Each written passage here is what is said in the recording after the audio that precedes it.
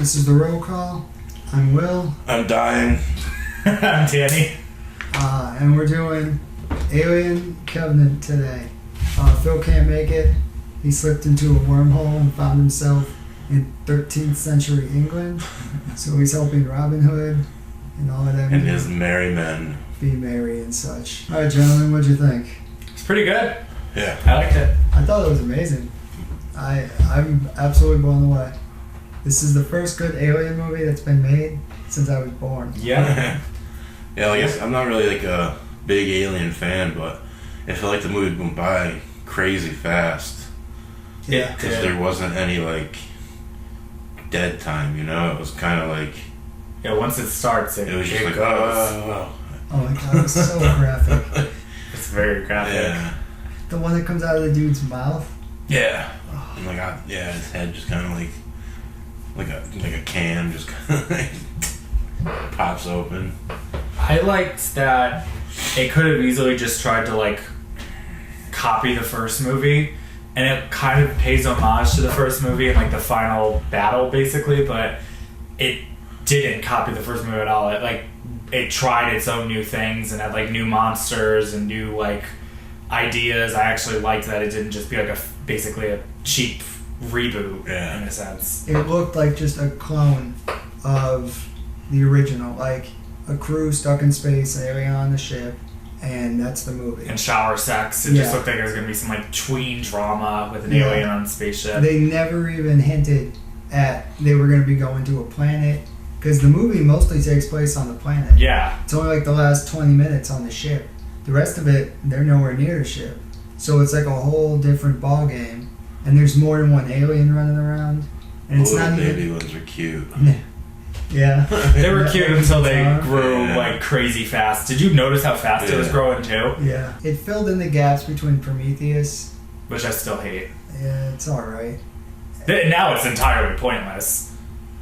Well, no, it explains what Prometheus was. It explains what Prometheus was, but that entire last part with that chick surviving, and that was pointless. That like cliffhanger about going to meet the people was pointless. That was irrelevant. I feel like this movie almost was meant to like fix Prometheus because there were so many things that just didn't add up, and I kind of got the impression they were just gonna leave it at that.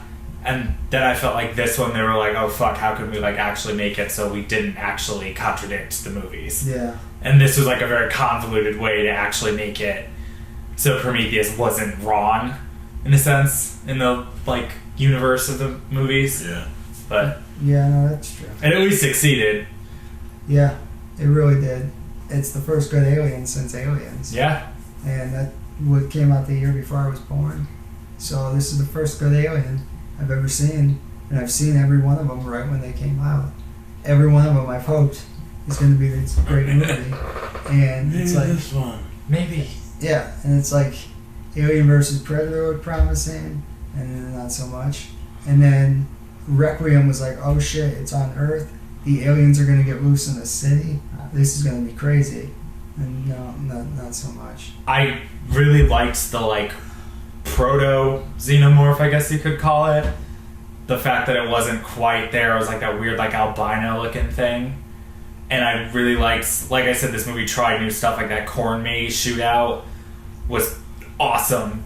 Like it breaking out of the ship and basically having like its own version of the chest burster where it comes out of the guy's like spine. Like it tried new shit. I really liked that. The main character was badass. I really liked her. She was like channeling Ripley, like hardcore. I liked that. I liked that it was fast paced. There was no time in the movie where it was like, all right, get on with it, like start killing people or something. And I liked how the robot or whatever guy, Michael Fassbender. Yeah, Michael Fassbender. He did a good job. This movie.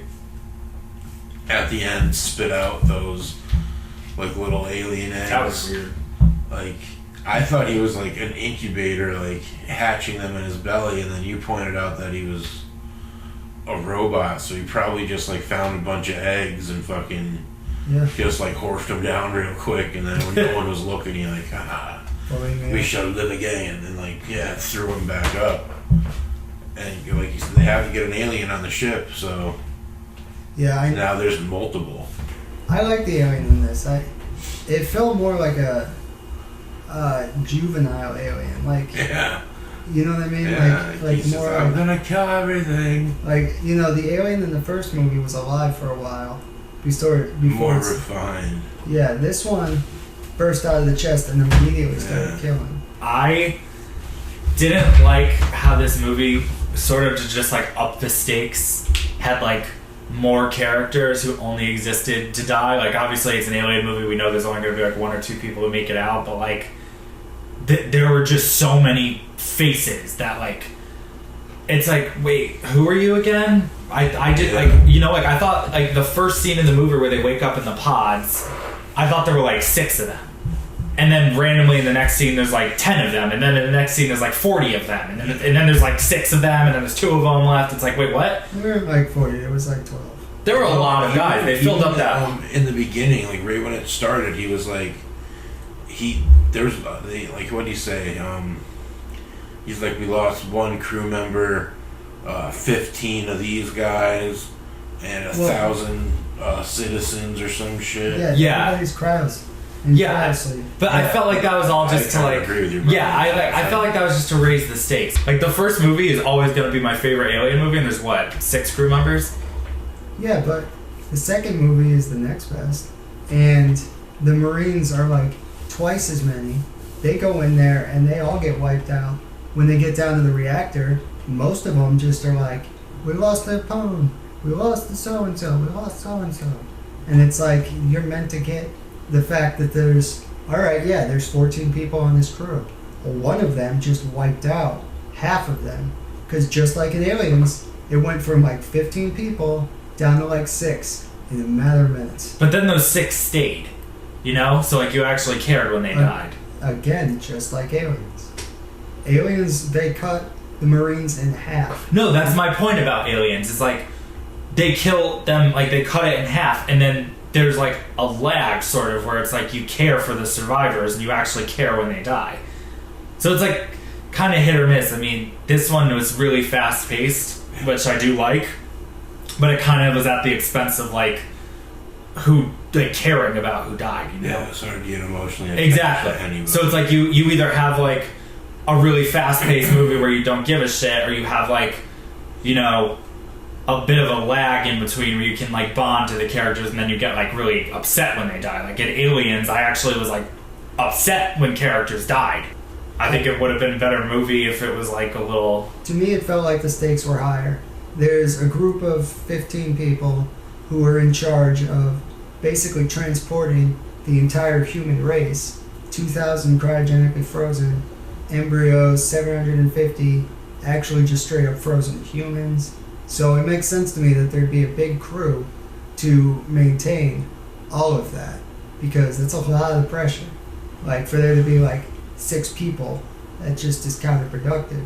I felt like David was just so like, it's such a fucking predictable kind of like, it's like the second you meet the dude, it's just like, okay, he's probably gonna end up impersonating the good guy, and so it's just like very predictable. When he first killed William, that's when I said to JP, I'm like, he's gonna cut his hand off and he's gonna impersonate. Yeah, it was so like, that was really predictable. I mean, like the twist itself was done well with her being like, are you gonna help me build the cabin? And he was like, what are you talking about? Like that's like that, like its execution was done well, but it was just like it was definitely that moment where everyone's supposed to be like, oh my god, what? And I was like, I called that. I don't know, that just kind of rubbed me the wrong way plot wise.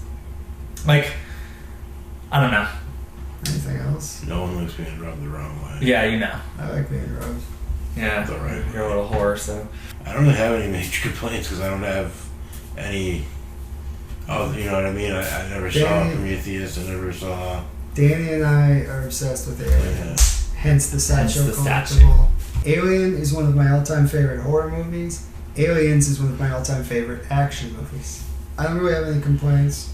I mean, I kind of agree with what you're saying, Danny. Well, yeah. But not enough that it's really going to affect my score. Yeah. And what I did like a lot is in the first movie, when I think about it, I think about at the end when she's on the ship alone and you don't know where the alien is, and there's that moment where it's like the last half hour of the movie you can't catch your breath. Yeah, I was really on the edge of my seat. So intense. Or in the second movie when she goes back for Newt. There's that, I think, in the whole series is the most intense. Yeah. Like, the first movie gave me, like, a fucking anxiety attack because you feel, like, claustrophobic. The second movie just made me full on, like, yeah, you know? is she gonna make it? Oh my god.